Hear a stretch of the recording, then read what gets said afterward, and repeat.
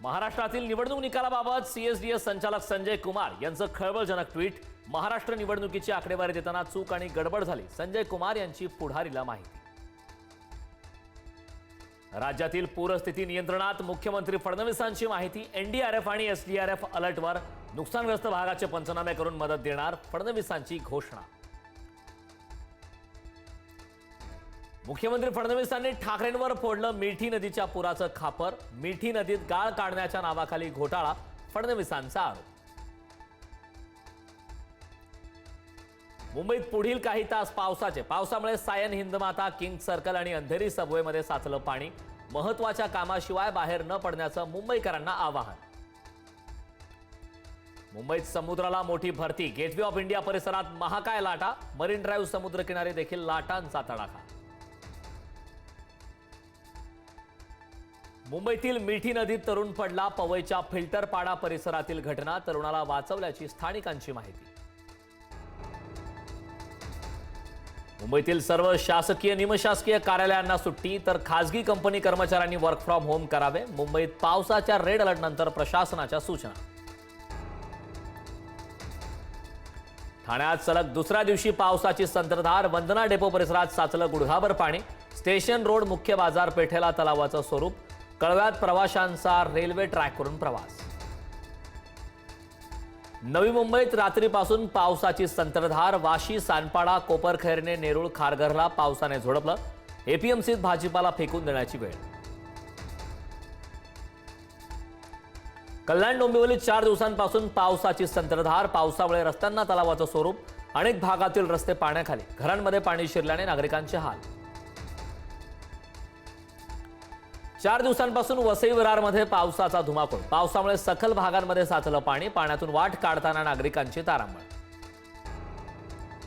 पुणे शहराला पावसाने व्यापलं, सकाळपासून पावसाची संततधार, पावसाचा वाहतुकीवर परिणाम। पुण्यातील मध्यवर्ती भागासह सिंहगड रोड, कॅनॉल रोडवर वाहतूक कोंडी।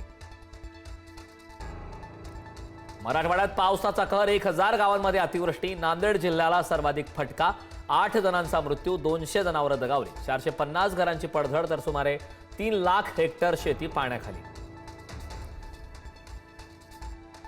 बुलढाण्यातील चिखलीत पावसाचा कहर, जांबुवती नदीला आलेल्या पुराचा चिखली शहराला विळखा। घरांमध्ये पाणी शिरलं, नागरिकांना सुरक्षित ठिकाणी हलवलं। वाईच्या महागणपती मंदिरात शिरलं कृष्णा नदीचं पाणी। मंदिरातील गणपती मूर्तीच्या पायांपर्यंत पोहोचलं पाणी। धोम धरणातून पाण्याचा विसर्ग वाढवल्याने कृष्णेच्या पाणी पातळीत वाढ। सांगलीत कृष्णा नदीची पाणी पातळी 16 फुटांवरून 19 फुटांवर। कृष्णेची पाणी पातळी एका रात्रीत 3 फुटांनी वाढली। कोयना धरणातील विसर्गामुळे कृष्णेच्या पाणी पातळीत वाढ। सांगली जिल्ह्यात पावसाचा जोर वाढला, पावसामुळे कर्नाटकातील अलमट्टी धरणातून विसर्ग वाढवला। अलमट्टीतून 1.5 लाख क्युसेक पाण्याचा विसर्ग। कोयना धरणाच्या पाणलोट क्षेत्रात पावसाचा जोर वाढला। कोयना धरणाचे वक्र दरवाजे 9 फुटांवर। कोयना नदीत प्रतिसेकंद 67,000 क्युसेक पाण्याचा विसर्ग। नांदेड जिल्ह्यात ढगफुटी सदृश्य पाऊस, हसनाळ आणि रावणगावला पुराच्या पाण्याचा वेढा। 4 महिलांचे मृतदेह सापडले।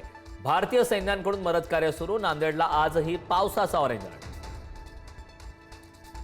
कोल्हापुरात पावसाची दमदार हजेरी, पावसामुळे अनेक रस्ते पाण्याखाली। कोल्हापूर गगनबावडा महामार्गावरील वाहतूक बंद। कोल्हापूर राजापूर महामार्ग सुद्धा ठप्प। दिल्लीत यमुना नदी धोक्याच्या पातळीवर, हथिनीकुंड बॅरेजचे 18 दरवाजे उघडल्याने पाणी पातळीत मोठी वाढ। पावसाचा जोर कायम राहिल्यास यमुना नदीला पूर येण्याची शक्यता। जम्मू काश्मीरमधील पूंछमध्ये पूर परिस्थिती, बेतार नदीला आलेल्या पुरात 3 घरं वाहून गेली। सुदैवानं जीवितहानी नाही, तर श्रीनगरमध्ये पुन्हा पावसाची हजेरी। सुदर्शन रेड्डी इंडिया आघाडीचे उपराष्ट्रपती पदाचे उमेदवार। एनडीएचे सीपी राधाकृष्णन विरुद्ध सुदर्शन रेड्डी अशी होणार उपराष्ट्रपती पदासाठी लढत। संसद परिसरात महाराष्ट्रातील खासदारांचं आंदोलन, दुधाचा भाव वाढवण्याची विरोधी खासदारांची मागणी। ज्येष्ठ अभिनेते अच्युत पोद्दार यांचं निधन, तब्बल 125हून अधिक चित्रपटांमध्ये साकारल्या भूमिका। कहना क्या चाहते हो हा डायलॉग सोशल मीडियावर फेमस।